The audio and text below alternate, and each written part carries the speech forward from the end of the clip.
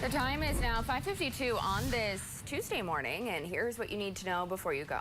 Several Ashland families are waking up this morning without a place to call home after a fire tore through a trailer park. According to the Ashland Fire Department, it happened yesterday around 5 p.m. on 8th Street West. Crews arrived to find two mobile homes on fire with flames spreading to a third. Teams from Washburn and Mason joined Ashland firefighters and kept the fire from spreading to more trailers.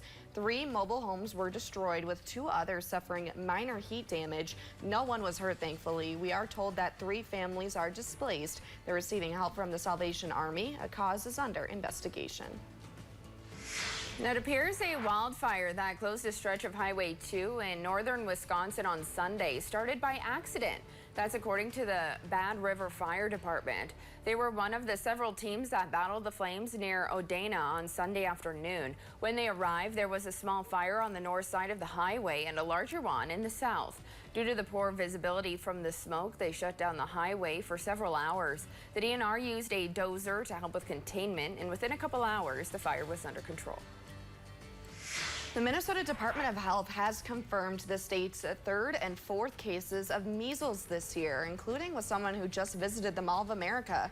The department says both cases came from the Twin Cities metro. The first case was an adult from Washington County who was exposed during an out-of-state flight. The second was a child from Dakota County who hadn't traveled but was infectious while visiting the Mall of America. The Minnesota Health Department says those who visited the mall between 5 p.m. and 9 p.m. on Saturday, May 24th, should look for symptoms that develop between May 31st and June 14th.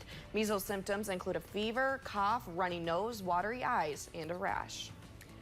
A car rolled over and flipped after hitting a pole in Duluth's Lakeside neighborhood yesterday afternoon. Duluth police responded to reports of a single car crash in the 46th Avenue East and McCulloch Street near Portman Park. When law enforcement arrived on scene, a car had flipped upside down after hitting a curb and running into a nearby pole. The one person in the car has minor injuries. No word yet on what caused that crash.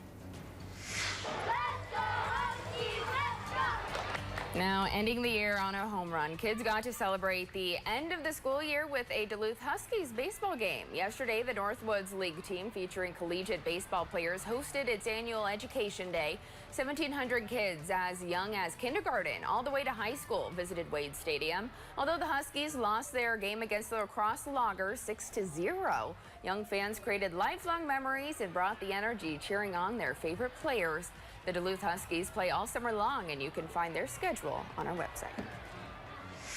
A local fishing tournament reeled in a record amount of donations this weekend for people battling a deadly disease. The 30th annual Kohler Toyota ALS fishing tournament was Saturday on Island Lake. This year, anglers raised more than $315,000. That money supports Northlanders living with that neurological disease and toward research efforts. Never Surrender, the nonprofit putting on this event, also hosts the Blackwoods Blizzard Snowmobile Tour and the Tomasoni Tour bike ride, all raising money for ALS.